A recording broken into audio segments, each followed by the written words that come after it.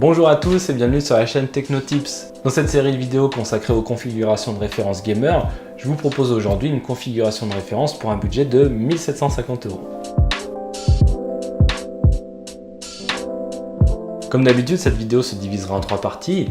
La première, c'est la liste des composants. Qu'est-ce qu'on a pour 1750 €? La seconde, il s'agit de quelques conseils d'achat si jamais votre budget dépasse légèrement les 1750 € et que vous ne savez pas quoi en faire. Et enfin, la troisième partie, ce sont les accessoires et périphériques que je recommande pour avoir une machine complète. Pour rappel, ce budget de référence de 1750 € ne comprend que les composants de la tour et la tour en elle-même, hors frais de montage et hors licence Windows.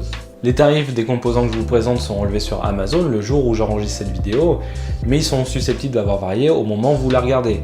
Voilà pour toutes ces petites précisions, on passe maintenant à la liste des composants. Avec un budget pareil, on ne pouvait pas passer à côté du Core i7 7700K, vendu à 320 €. Avec sa fréquence de base de 4,2 GHz et ses 4 cœurs 8 threads d'exécution, ça en fait un compagnon de luxe pour le jeu. Même si sa réputation n'est plus à faire, il tient à être remplacé par la nouvelle génération et notamment le Core i5 8600K qui reste malheureusement difficilement trouvable à bon prix. Pour la carte mère, je suis parti sur une Asus Strix Z270F Gaming vendue à 170 €. Avec ses LED, elle arbore fièrement une esthétique orientée gamer, mais elle est surtout très bien équipée pour son prix. Double slot M2, Wi-Fi AC, USB 3.1 et USB Type C, elle ne manque vraiment de rien. Pour l'alimentation, je vous propose une Corsair RM650X de 650 watts vendue à 108 €. Clairement un investissement sur le long terme au vu du tarif élevé de cette alimentation. A noter qu'elle fait partie de la gamme RM, le très haut de gamme de la marque Corsair, et qu'elle est totalement modulaire et certifiée 80+ Gold. Passons maintenant au stockage avec un SSD au format M2 et ses débits exceptionnels. Mon choix s'est porté sur un Samsung 960 EVO de 250 Go à 130 €, garantie 3 ans, c'est vraiment une valeur sûre. Toujours sur le stockage, on ajoutera un disque mécanique Western Digital Caviar Blue de 2 Tera vendu à 63 €. C'est largement suffisant pour stocker des fichiers, on aura toujours la place d'en ajouter plusieurs par la suite. On passe maintenant au plat de résistance avec une carte GTX 1080 de marque Gigabyte G1 Gaming, proposée autour des 530 €. C'est vraiment une valeur sûre et un modèle custom abordable dans la gamme des GTX 1080. On poursuit avec la mémoire et 2 barrettes de 8 Go DDR4 de marque Corsair à 186 €. Le prix de la mémoire a pas mal augmenté ces derniers temps, surtout au moment où cette vidéo est enregistrée, mais on reste quand même sur 16 Go pour plus de confort et surtout ça rentre dans le budget. On continue avec le Ventirad et un grand modèle water cooling all-in-one de chez Corsair, le H100i V2. Vendu à 120 €, il est plutôt massif et propose d'excellentes performances. Malheureusement, les ventilateurs fournis sont relativement bruyants et on pourra envisager de les changer. Terminons avec le boîtier et j'ai choisi le grand et sobre Fractal Design R5 à 110 €. Très classique mais très classe, il reste suffisamment grand pour accueillir les plus grosses configurations gamer, c'est vraiment l'un de mes boîtiers préférés. Voilà pour cette liste de composants autour des 1750 €. Je dis bien autour parce que ça dépendra à quel moment vous regardez cette vidéo. Passons maintenant à la deuxième partie de cette vidéo avec les quelques conseils d'achat que je vous recommande si votre budget dépasse les 1750 €.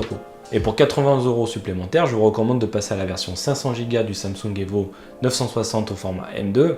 On double la capacité pour seulement 2 tiers du prix en plus. Toujours dans les améliorations un petit peu plus future-proof, je vous propose de passer sur une alimentation plus puissante avec une Corsair RM750X, une alimentation de 750 watts, en lieu et place de la version 650 watts que je vous ai présentée dans la liste des composants, et ce pour 13 € supplémentaires. Voilà pour ces quelques petits conseils d'achat, maintenant on peut passer à la liste des accessoires et périphériques que je vous recommande pour avoir une machine complète. Et on commence par l'écran.